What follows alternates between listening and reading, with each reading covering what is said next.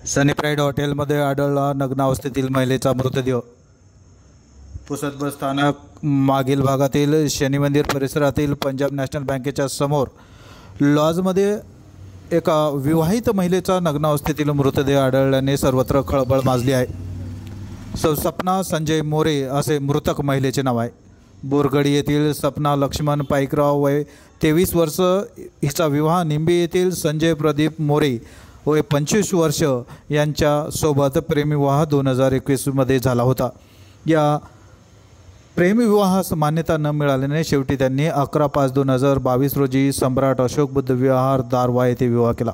परंतु दोघांमध्ये वाद होत असल्याने शेवटी घटस्फोट घेण्याचे ठरवण्यात आले होते व त्यानुसार कारवाई चालू असल्याचे गोपनीय सूत्राकडून कळते।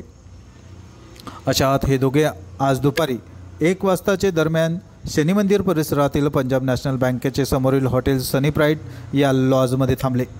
सनी प्राईड हॉटेलचे मालक प्रसिद्ध देवेंद्र खडसे यांनी आवाज दिला असता सायंकाळी 7 वाजेपर्यंत रूममधून कोणताही प्रतिसाद मिळत नसल्याने लॉज मालकाने पोलीस स्टेशन पुसद शहर गाठले।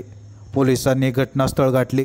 पोलिसांनी दारबंद असलेल्या रूमचे दार तोडून आतमध्ये प्रवेश केला असता बेडवर नग्न अवस्थेत सौ सपना संजय मोरे हिचा मृतदेह आढळल्याने एकच खळबळ उडाली।